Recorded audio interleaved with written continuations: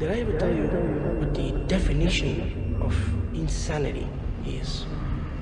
Insanity is doing the exact same fucking thing over and over again, expecting shit to change. That is crazy. And compared to other games on the market for $60 right now, Destiny is pretty good. But compared to what was advertised for the last 2 years, compared to what we were all expecting when we pre-ordered this game, Destiny is a monumental failure. Destiny is the epitome of false advertising. A measly 4-hour campaign with little over 30 minutes of cutscenes, a non-existent story, atrocious mission design, and not even one character or event you can get attached to or invested in. There are so many problems with the way this game tries to tell a story that I'm struggling to even find a place to begin. What the hell happened? Was this intentional?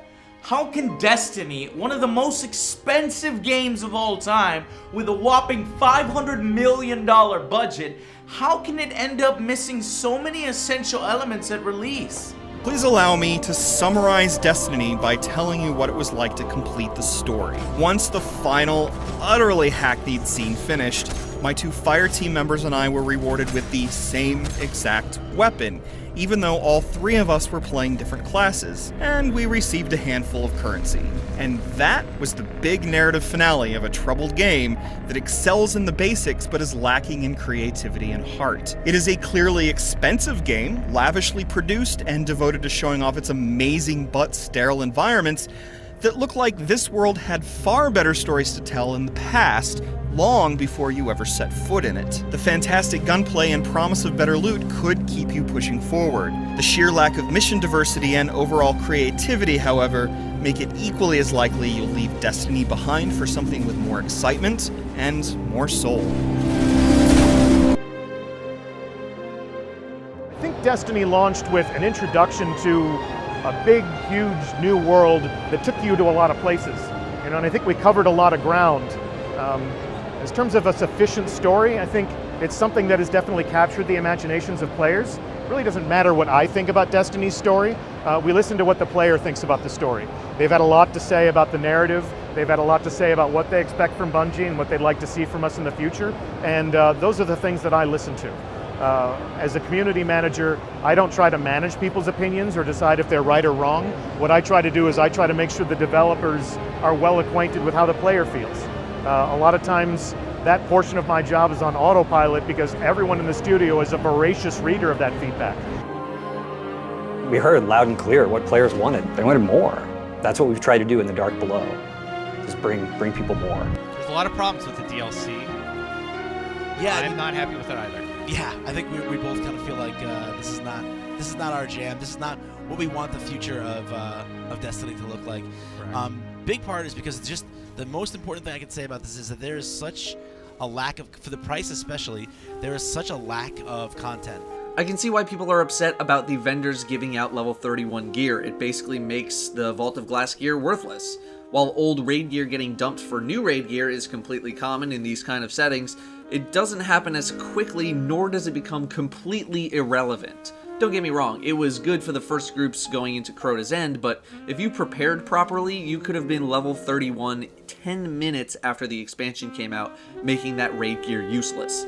I think something might need to happen with the light level system because Bungie has certainly put themselves into a hole here, among other things. So I think The Dark Below basically confirmed what my fears for this game and Bungie would be from the beginning, and that was that they wouldn't really know where to focus their efforts. And what I mean by that is, like, you have obviously casual players and you have hardcore players. And the problem with trying to appeal to both is that you're going to end up pissing both of them off. I feel like with The Dark Below, hardcore players took a massive hit with, the exotics resetting, like the Iron Banner armor being basically made worthless the second The Dark Below came out. Not only was that Iron Banner gear useless, if you had raided, it's kind of the same thing.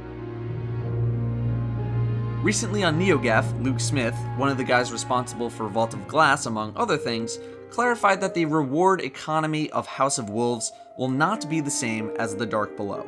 In the post, Luke Smith says mistakes like vendor gear invalidating the effort of VOG raiders and upgrading exotics resetting their talents will not be repeated. How they'll end up happening is still unknown, but at least we hopefully won't have this massive mudflation hit right as the expansion is launched. A lot of people want to take their Fatebringer or their weapons or gear from the Vault of Glass or Crota's End, and they want to still use it. So all legendary gear, weapons, armor can be brought up to level 34. Great thing about Destiny is it doesn't stop with House of Wolves. You're building this character that is going to persist into the future.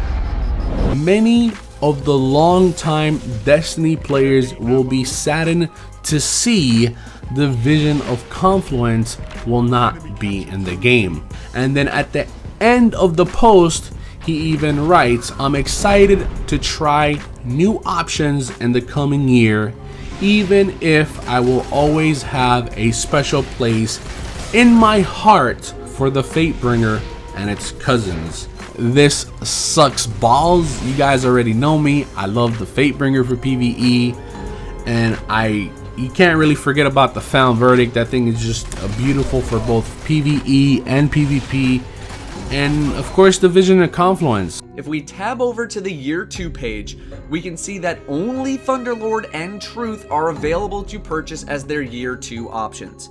This basically says that G-Horn, and by extension Super Good Advice, will not be available to upgrade into a Year 2 attack power version, at least right at the launch of the Taken King. What I'm not glad to see is stuff like Necrochasm and Hardlight and all the bad stuff and all the stuff that's getting buffed not be upgradable. I was really looking forward to giving Necrochasm and Hardlight and stuff like that a shot in the endgame PvE scene, and it doesn't look like that's gonna happen. A Hardlight, that fucking sucks. I love Hardlight, and I was really hoping we'd get a Year 2 version of it. Sorry for the potty mouth lately, guys. Don't go dismantling your shit right now. That's not what I'm telling you. I'm just telling you that your favorite it could be that your favorite exotic right now that you love the most will not be worth using in the Taken King.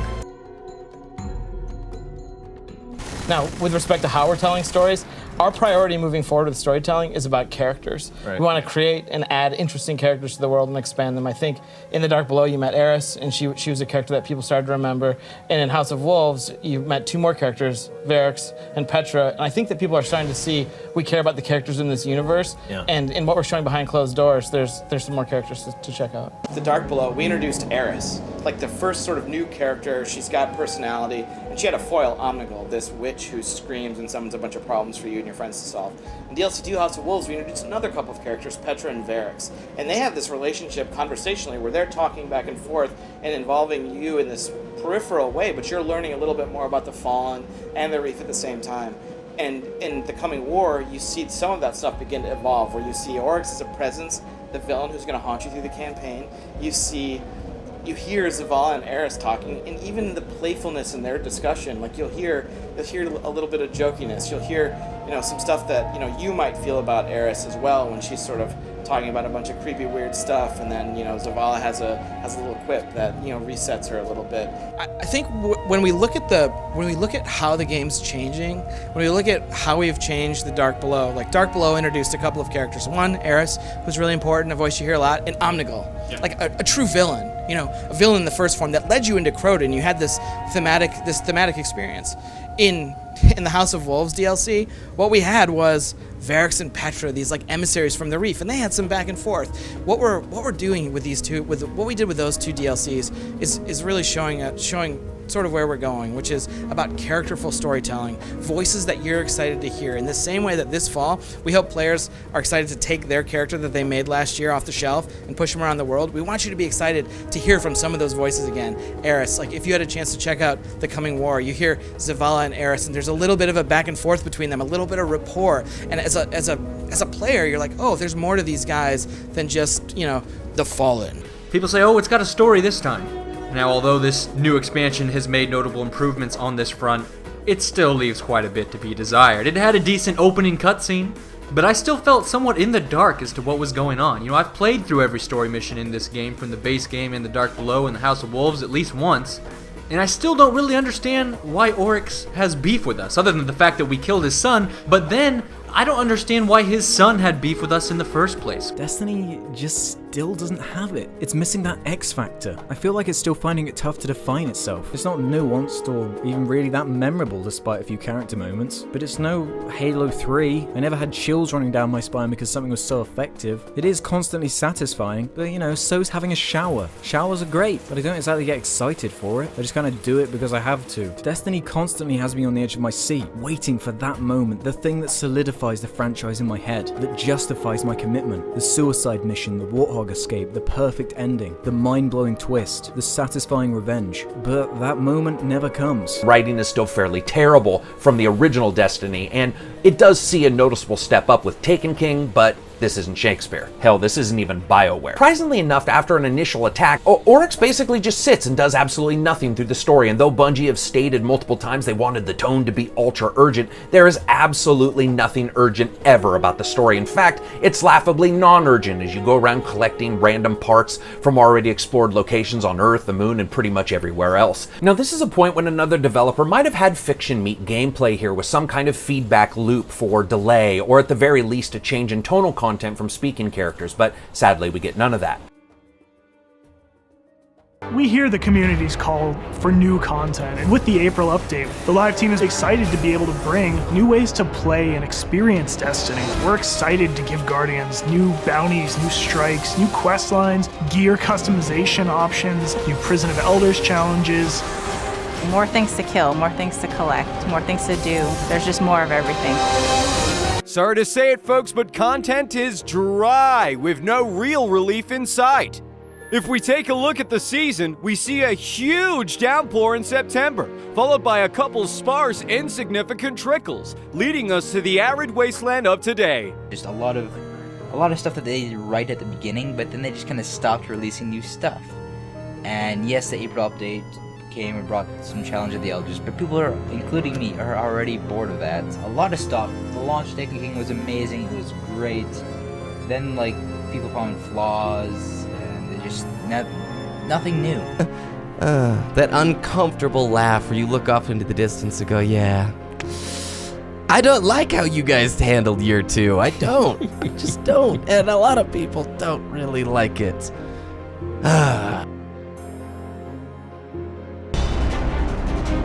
Rise of Iron has everything you'd expect from a new Destiny expansion. We got a whole new suite of brand new weapons. We have multiplayer with 3 new maps, got a new mode called Supremacy, got private matchmaking. We needed a raid. I don't think we could have shipped Rise of Iron without a brand new raid.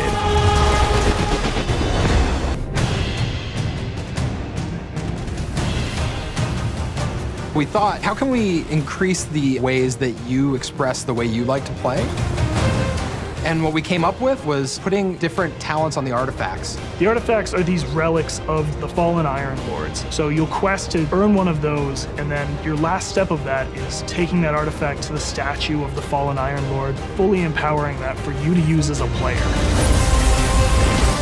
Whether it's negating all the dot damage in the Crucible, or whether it's infinite sprint, or turning the Fallen onto your side. Which is really, really cool, by the way. The artifacts that Tyra offers change every week. So there will always be something new and exciting for players following the campaign. But the one that we're going to be discussing today is the memory scoring. And this special effect is that when your super is full, nearby ally supers recharge faster. And oh my god, it's the fast. It took me 1 minute and 50 seconds to actually get my super back. So it's basically cutting time by half on the super, which is pretty freaking crazy. Pretty crazy that I could actually do that. Cut the super recharge time by half.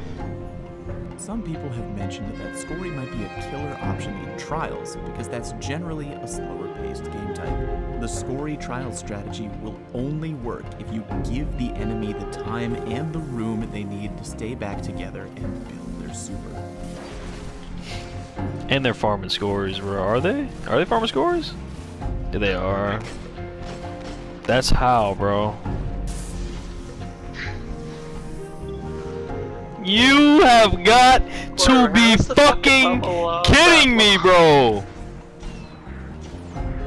Bungie addressed the memory of scory artifact, something that's been the topic of conversation for quite a while, especially in the Trials community. The change currently in testing requires a kill to jumpstart Scory's unique ability for the next minute. Once it times out, you'll need another kill to jumpstart it again. So no longer will you be able to just sit passively in your spawn and wait for your enemy to come to you. If you want to get the benefit of the memory of Scory artifact, you're gonna have to get out there and get a kill. Destiny has potential. It always has, since the launch. Destiny 2 is the final chance to prove to the public that Destiny is worth their time. It is Bungie's chance to show the active community that they've learned from their mistakes. It's their time to fix the big problems that the game has had.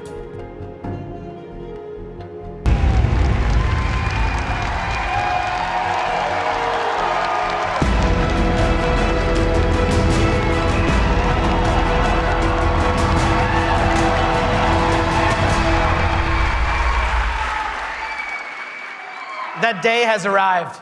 The reason why is because the 2 is a reminder. It's a reminder that Destiny 2 is going to be a new beginning for everyone. It's a convergence of veteran players like yourselves and new players into our universe. If you're a competitive player, I'm sure there are some people who enjoy Crucible in the audience. I saw Triple Wreck on a flight. If you're a competitive player, we've rethought the Crucible from first principles. We're moving all activities in PvP to be 4v4. We've rebuilt the sandbox in a bunch of ways for smaller team formats. We've done this because we want to create a sense of mastery. Destiny 2's vision boils down to this really simple statement. It's a world I want to be in. When I go there, there's always amazing things for me to do. And if I want, there's always someone for me to play with. Thank you. The wait is over. This is Destiny 2, and this is Homecoming. So I don't know about you guys, but in some way, Destiny 2 feels kind of plain right now. Brand new game, not even a month old, at least while I'm recording this video, and I feel like I don't have much left to do. I feel like I'm done. I feel like I have nothing else left to do or to even grind for. I feel like Bungie took a step backwards with Destiny 2, and yes, there were some improvements here and there, but I feel like Bungie listened to the wrong crowd of people, and this is their end result.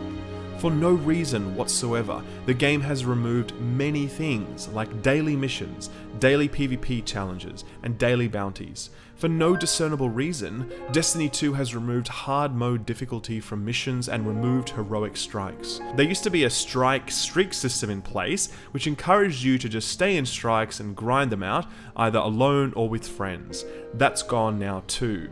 There used to be strike-specific loot that you could open up with things called skeleton keys that would allow you to chase specific loot pieces that you really wanted, but that's also gone. The record book that completionists loved is also gone. So many game systems that have been built up over the life of Destiny from its release until it finished up a month ago, so many of those things are gone, and there's no reason that they should have been removed because everyone could agree that they were really great. There is just something absolutely, positively, morbidly fascinating about covering Destiny 2.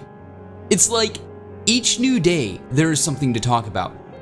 Luke Smith does an interview with Edge magazine and pretends like everything's okay, even though the player base is hemorrhaging. Then it comes out that Activision has this matchmaking microtransaction system, and it's apparently not in Destiny 2, but we have a video coming up that shows, even if it's not directly in Destiny 2, the same psychology behind it has been implemented in Destiny 2. There is a much more important question to ask beyond can Destiny 2 be fixed? And that is Bungie capable of fixing it?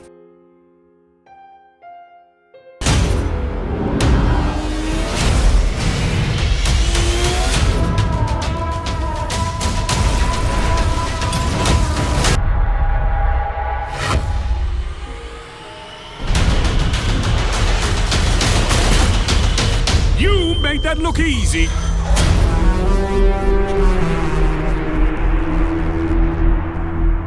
The DLC that they put in front of us here is so bad that I struggle to find the will to log in a day after it was released. This product is just more of the same blandness that Destiny 2 was, only cranked up to be even more grindy, more repetitive, and more banal than ever before. Destiny 2, The Curse of Osiris, feels like the work of a company that is far more interested in booking its Q4 earnings than it is in salvaging the reputation of a developer who has produced some of the greatest video games ever made. People have been asking whether or not this DLC is worth $20, but 4 coffees from Starbucks is worth $20. The question isn't, is Curse of Osiris worth $20? The question is Curse of Osiris worth your time? And the answer is a resounding no. This company, who once represented some of the best in the video game industry, has sunk so low. They've treated their fans and consumers with such disdain, such contempt. You have 2, probably 4, planned expansions before the game even comes out.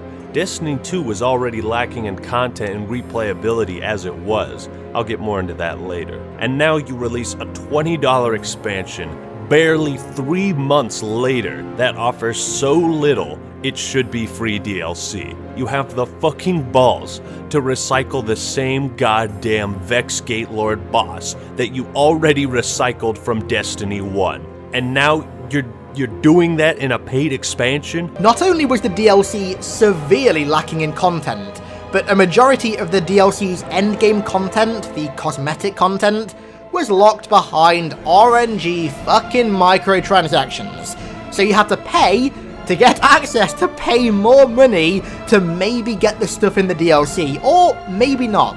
That's the beauty of RNG. If Lady Luck isn't on your side, then you can't do a single fucking thing about it. The only thing I feel like I can do to save this franchise is to get my money back. So I did exactly that, and got myself a refund. Because these people don't listen to feedback. They only listen to money. That green Lincoln. So if enough people pull out and get a refund, Bungie's gonna be forced to start making changes.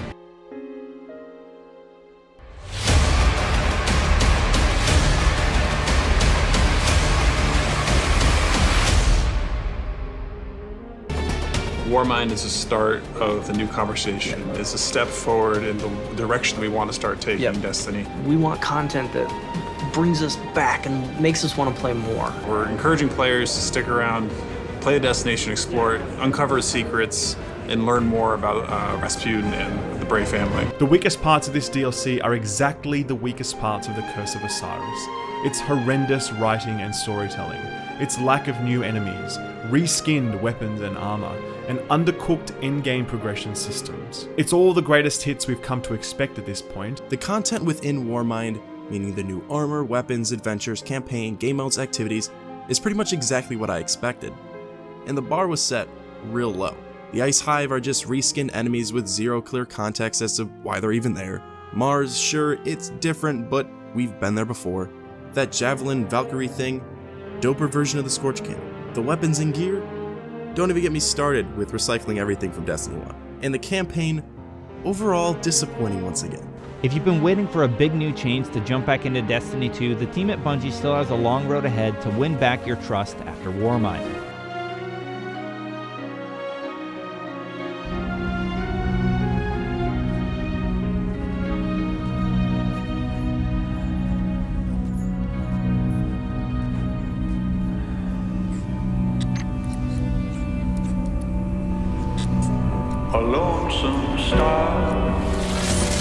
Yeah, like we're building something the community has been asking for, and it's accumulation of everything that we believe the game needs to be.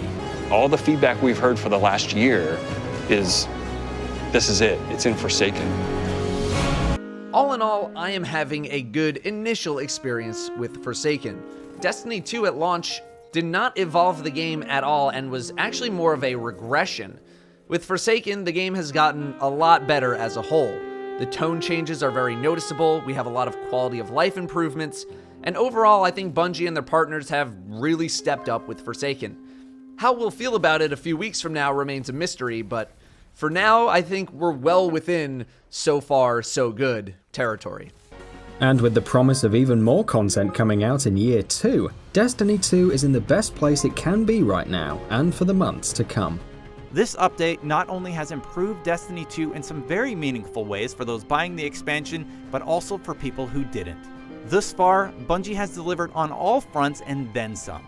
They've not only brought back what made me love the first Destiny when it was at its best, but also added a ton of requests that fans, myself included, have wanted for years. This is perhaps the most optimistic I've been about Destiny since before the first game came out to near universal disappointment. While the series has seen its fair share of upsides, few can deny that the franchise's journey has been rife with controversy, leading to many losing interest in the franchise as a whole. But now, in an unprecedented development, Bungie has freed itself from Activision's chains, and I believe that if the studio can seize this opportunity and use everything they've learned from their mistakes to empower their future endeavors, they'll be able to fully realize the potential that the Destiny franchise carries. This really is the beginning of a new era, and I think beginning is an important part of that sentence. This is the first time I think that, in a long time that Bungie has stood kind of on its own.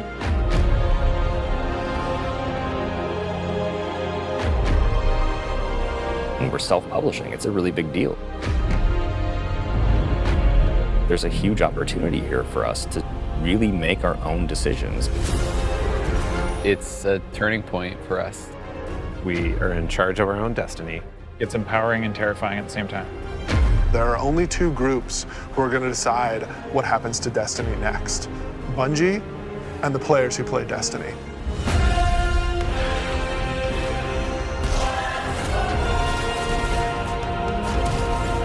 We can completely build Destiny in the vision that we want it to be in. A vision that isn't dictated by a commercial model or a business plan, but our creative vision and what we want to do for our players, what they want us to do with Destiny. Destiny 2 Shadowkeep. Shadowkeep, of course, was developed by Bungie, but this time a big difference is that they published themselves after having recently severed ties with Activision and going off on their own to put the game on Steam. The problem with Shadowkeep, and what makes it extremely hard to review, is that for your $35 price point, you really don't get a lot of it up front at all. In fact, if you exclude the majority of the moon, considering that's available to roam and do stuff on in the free-to-play model, there's really not much to do, and it's pretty bare bones. Don't get me wrong, I understand that Bungie has a habit of doing these initial investment purchases and providing content over a longer period of time, but given the fact that the new storyline is kinda only 3 to 4 hours long at that price point, I really just can't support it this time around. In order to unlock the third and final mission, you now have to complete 3 nightmare hunts. Oh goody, new content. Oh wait. All of these have been recycled from Destiny 1, and this is a new low for Bungie. I was left dumbstruck when I found out that they took the Shadow Thief strike from Destiny 1 and just split it up into 2 separate nightmare hunts, all while charging us money to play through it again. Are you serious? They're like beat for beat repeating the strike. Is this like even legal? I don't want to call Shadowkeep the Hangover 2 of Destiny, but Shadowkeep is the Hangover 2 of Destiny. It's the same formula. All the stuff you liked the first time is there in spirit, but you can't help but notice that at the end of the day, it's kind of the exact same thing with absolutely nothing new to show you. I heard someone describe this series as a work-in-progress blockbuster, which is such a good way of putting it. It has always felt like Destiny has never properly nailed a consistent style because they have changed every possible system so many times at this point that it's basically completely unrecognizable to how it was in 2014. And unless Bungie blow our collective minds in the weeks to come, the evolving story idea upon which it was sold will have been outdone at the very least ethically by Forsaken. Making matters worse, Season of the Undying has pushed the line forward yet again, and given Activision's departure, this has terrifying implications for the franchise's future. Shadowkeep has its moments. The atmosphere's good, the lore's good, the raid's good, the strikes are decent. I didn't mention the lost sectors, but they're good too. It has value, but nothing that I would have thought could warrant its so far stunningly positive reception. Wait, we're done? Yeah, that's the end. That's it, dude. Short I'm underwhelmed, honestly.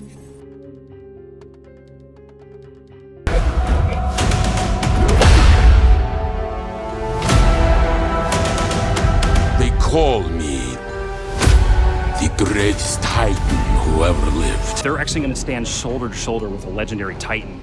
And they're going to be there, guns in hand, and you're actually going to help them.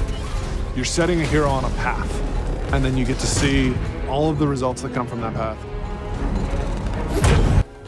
Then we have the seasonal activity in the Sundial, which is essentially a menagerie spin-off. I have grown tired of this style of activity and was pretty over it in a couple of runs. The encounters weren't bad at all. I like the bomb throwing one the most of all, thought that was pretty neat.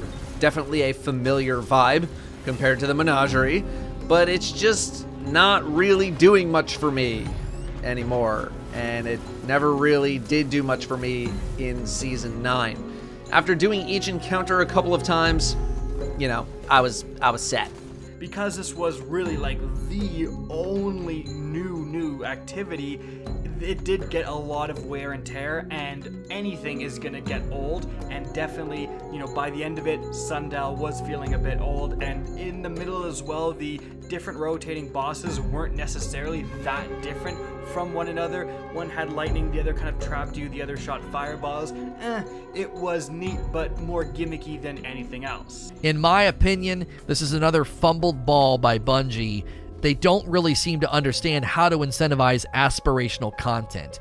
Heroic Menagerie was the same way. It was painful, it was long, it was arguably way harder than this, and you didn't really get any loot incentive to grind it. And here we are one more time with Legend Sundial, almost nothing. We need loot reasons to run aspirational content. I cannot stress this enough. It's kind of crazy to me that I'm even saying this sentence as often as I've had to say it throughout the years of Bungie launching content. If you are going to create aspirational content, you have to put a loot incentive in there.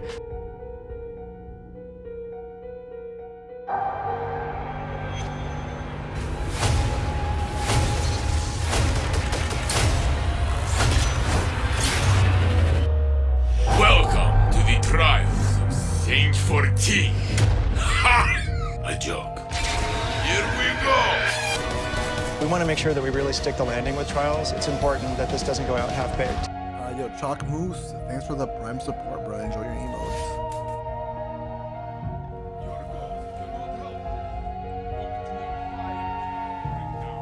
Oh my fucking god, bro!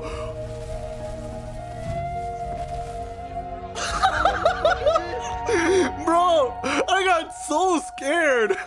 Bro, he's got no bomb,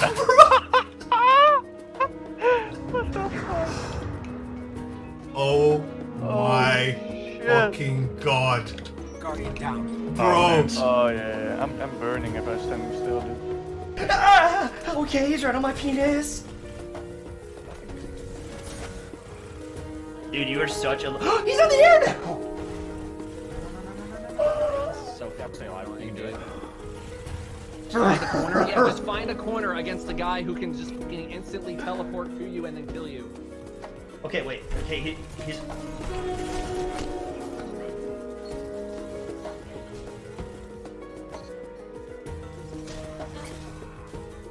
It's literally impossible.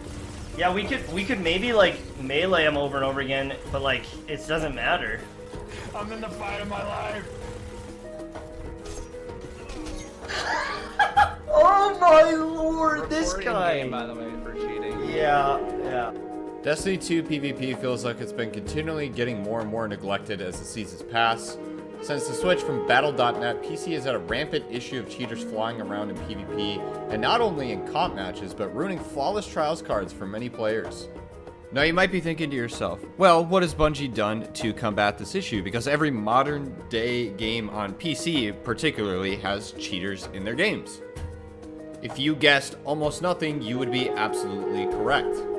On April 2nd, Bungie posted that they have an anti-cheat that's not as visible by design as other security products, etc., like in other games. But it really doesn't seem like they have much of an anti-cheat at all set in place, because this should just be flagged so much sooner. The fact that there's someone out there that has a 667 KD, and the part that scared me even more was that in comp they have a 230 KD, so they didn't just ruin countless cards for people in trials 8+, flawless cards, so that's 56 games times 3. That many people just got their day ruined by this person. They also ruined countless people in comp. And yet, here we are. I say all this to paint the picture that even if cheating is dealt with, trials will still suck. In the months to come, your quest to become more powerful will have more avenues that lead to satisfaction. The last thing we wanted was for you to look at your favorite guns or helmet and decide that it has become obsolete. Since the reveal, we've read a lot of ideas for how this could have been done better. Your feedback is clear. The time that you have invested in your stuff should be respected. So that was a fucking lie. At the start of Season 12, weapons and armor released in Seasons 1 through 8 will have a max power level at the Season 11 player power cap. Gear from Seasons 9, 10, 11, and 12, which is essentially this year, guys, will be infusible to new player power caps for 1 year after their release. Some weapons you're gonna have to say goodbye to starting next season: Luna's Howl, Not Forgotten, Wendigo, 21% Delirium, Recluse, Redrix, Mountaintop, Beloved, Mindbender, Tatara's Gaze, Waking Vigil, one of my favorite hand cannons in this game, and we gotta say goodbye to them. Do you mean to tell me that Bungie expects an average guy who might come home and play this game for 2 to 3 hours a night, with this actually being an ideal and more wishful scenario, and enjoy doing nothing but mindless grinding only to have this progress taken away on a regular cycle? I'm sorry, but this is absolutely not the play, Chief. My worry could be all for naught. Bungie could absolutely bring it, and usually in the fall expansions, they do. There was a ton of different weapons added within the Forsaken expansion, so likely with this new fall expansion, again, they are gonna bring it. But the sheer number of weapons they have to add to cover all the bases for archetypes makes me concerned. And then I'm also concerned that, yeah, these weapons, okay, you plug the gap with one other alternative, but that's it. So again, if you like fast-firing pulse rifles, you might have literally one you can use. And if that has a bad perk pool, or even if it has like bad inherent stats, low stability for its archetype, or it has a sight that just sucks and is very hard to use, and that does happen in the game, like, again, you're kind of screwed. The variety and the choices we have in the game with all these different weapons is simply going away for the most part.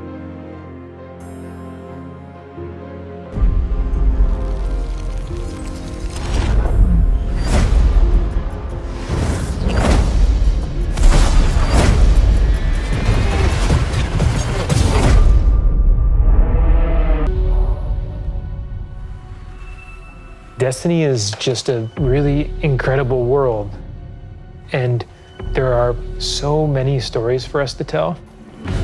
We have a lot to look forward to. Beyond Light, then the Witch Queen, and then Lightfall, and all the seasonal content between. We feel like we've got a really great way to bring people together. And I'm gonna be completely honest with you guys right now. I'm really not impressed, and a lot of the worries I had about Beyond Light prior to its release have pretty much become a reality. But this time around, people are just not happy with Beyond Light, saying things like, why is there so little weapons? Outside of Europa, the game feels dead.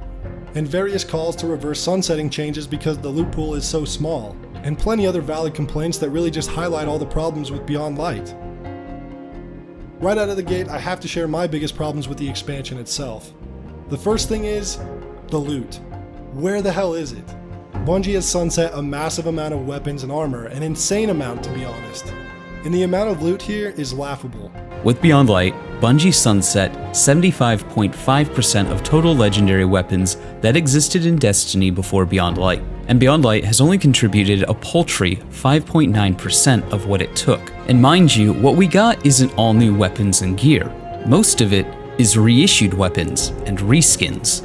Beyond Light also gutted half of the game and only introduced Europa, a vast wasteland of nothing, one new strike, and a raid. No new PvP maps, no new PvP modes, no dungeon that we're aware of, and only 40% of the Cosmodrome, a good bit of which was already in the game. So unlike with say Forsaken or Taken King, the other $40 DLCs, when playing the Strike playlist, instead of having 4 new strikes to look forward to, you have 1. Instead of having a handful of Crucible maps to learn, you have none. And game types? What's a new game type? Bungie sure as shit doesn't know. You thought that Celestial Fire was good in Destiny 2 and annoying?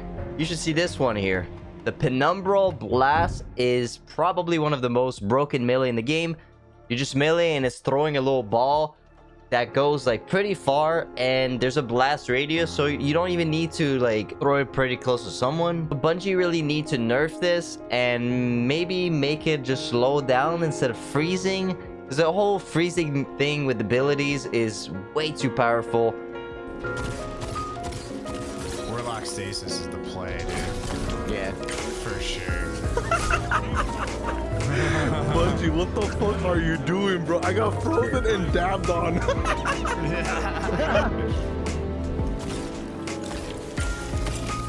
I literally jumped over it. Yeah, I got frozen. Got frozen.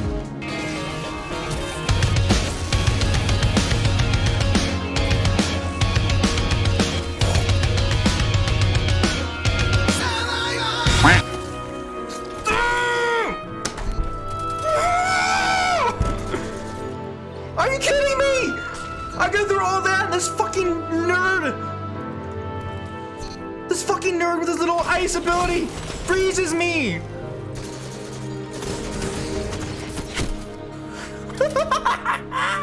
Bungie announced that they are reissuing certain weapons and armor. Specifically, they are reissuing the Dreaming City armor sets as well as 4 weapons from the Dreaming City, and doing the same with the Moon armor sets, and then 4 weapons from the Moon loot pool.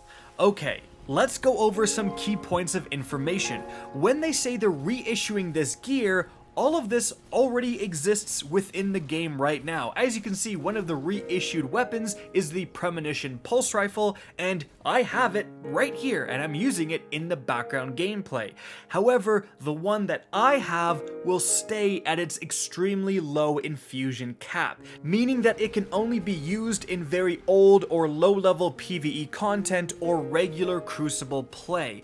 That version is not being carried forward. Instead, I will have to get a new version of the Premonition Pulse Rifle, alright?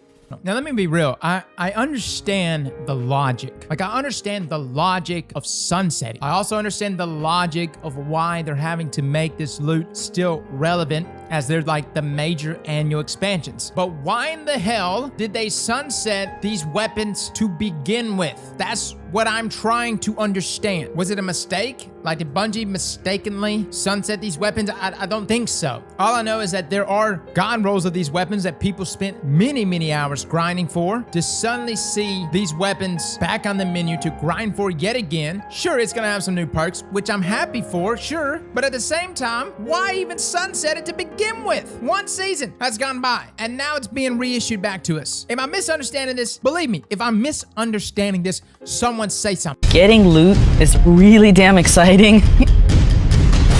It's a satisfying feeling. What is this gonna enable me to do? What did I win? What ability? How's this gonna look? I honestly think they should reissue all gear, get rid of sunsetting, and go back to the drawing board. I was in support of sunsetting at the beginning, but said there had to be as much new gear as there was gear leaving. In my opinion, reissuing is not new. Time for a new solution. Gathalion. I honestly think sunsetting plus reissuing a gear is the final straw for me. Stasis pretty much ruined the game for me, but I haven't cared about gear in Destiny in years at this point. It doesn't seem to be changing anytime soon. Not sure I'll ever be back at this rate. MTash. And for those who are just waiting for Bungie to do something, I salute you, dude, because I don't know how long it's gonna take till they fix this. I don't know if they are gonna fine tune any of this. I hope they do, but it's pretty bad, man. It's pretty bad. Some of these things, it's kind of like it kind of makes you like think, are they really trying their game? Are they playing their video game? Because it doesn't make sense. Right now, we are missing that. And I know we're missing it. I know we are missing it. We are going to fix it. So that was